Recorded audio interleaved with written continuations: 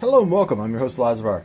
We're going to talk about the DC 100-page giant Primal Age, or DC Primal Age 100-page giant, however you want to order these words. The book turned out to be a lot of fun. It really did. The bit here, DC's heroes as you've never seen them before. Definitely true. Barbarian Batman was a lot of fun. Now, there's some stuff I didn't like, some stuff I did like. Thing I didn't like, the price. Thing I did like, the story. It's actually a lot of fun. The whole thing was just fun. So you open it up, we say, okay, art's looking pretty good. This is actually pretty stylish and dynamic. Some of these lines feel weird here in the cloth, but look at this pose, the angle, look at that wall. She leaps it, like this stuff is looking good. I didn't like how Batman looked here in some of these panels. I feel like his jaw's a little too wide, you know? Like he ends up with a Jack Kirby square face here. It's kind of weird, but the Scott Koblish art is pretty dynamic. Look at this fight sequence between the two of them. This is good stuff.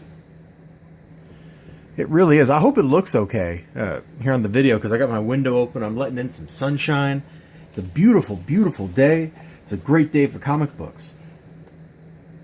So they're trying to fight over this orb, but the Joker shows up. He's got the orbs. Hate to run when the party's just beginning, but as my dear old daddy once told me while I was separating his throat from his neck, it's not even funny, and I laughed anyway. Oh, look how she's looking. Wonder Woman's looking good, ain't she? And after those initial couple pages, like, I like the way Batman looks a lot better. So anyway, they go to Atlantis and Themyscira. They get the army together, you know, the whole gang. They get some awesome super battles against the various minions. Like, here's the Guardians with their yellow lightning bolts that Green Lantern can't resist. The Flash gets taken down by some kind of crazy magic or something. Like, and the Joker's, his armies are the hyenas. It's exactly what you're expecting from, like, Masters of the Universe with DC characters. It is a lot of fun. At the end, they sink Themyscira, and they have to rescue it and stuff after some battles, some mental warfare, lots of great stuff. And that's the main story. The only thing I got really to kind of complain about in all of this is, oh, Superman's costume is so goofy. Just because of this. Just because he's got a mace for a hand. Like, what? What? The next story is a really charming story, actually. So Wonder Woman saves this kid. She just takes the kid home, which is into the swamp, where Solomon Grundy is.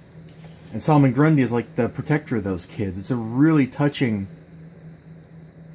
kind of thing. She has wonderful facial expressions. Who did the art in this section?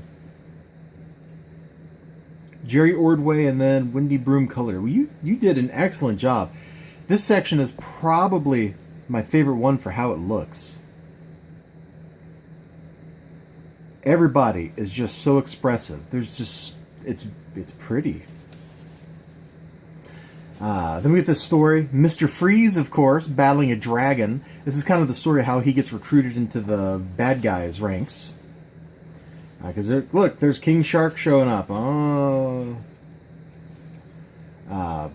Batman fighting Ra's al Ghul and meeting Lucius Fox, who then powers Batman up. Like, there's some great little origin stories in this. Here's the Joker raiding a town.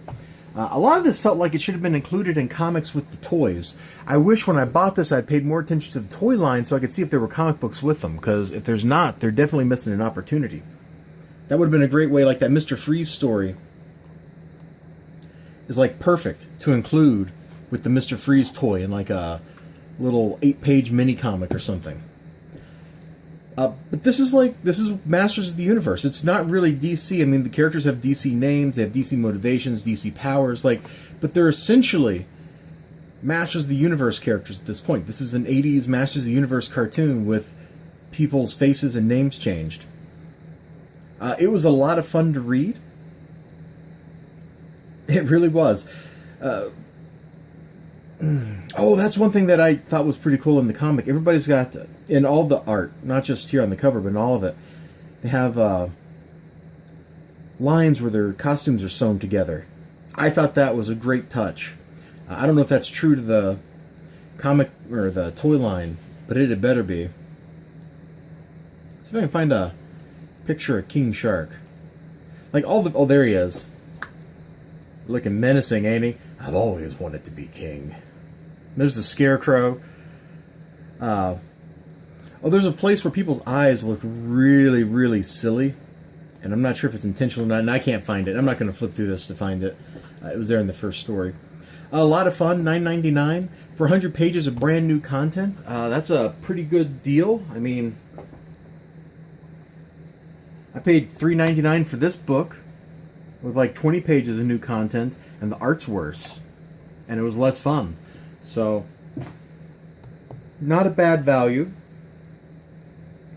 I feel like there's while this is a good thing, just because it maybe gets kids reading comic books. That price tag, $9.99, is absolutely brutal. It's absolutely brutal. And having pack-in comics instead might have been another way to kind of sneak that material into your audience of kids. Then again, are kids even the people who buy toys anymore? When I was in Target looking for this, there were not that many kids in the toy section, so I don't know what that says. Maybe all those kind of goals are doomed to failure at this point. I don't know. It was pretty fun.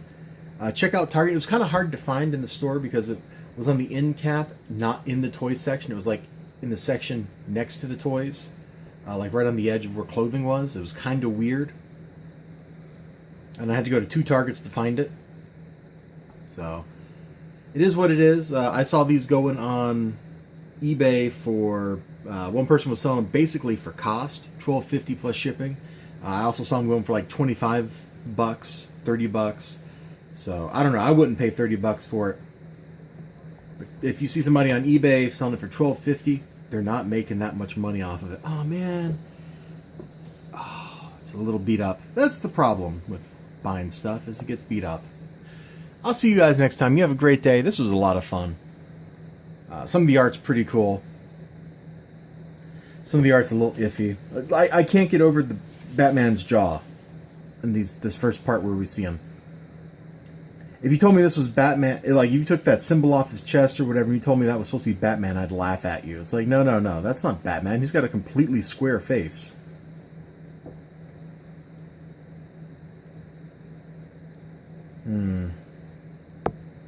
Yeah, the little story where he meets Lucius Fox, it explains where all his armor comes from and stuff. It's actually pretty cool. It's pretty cool. Bye-bye.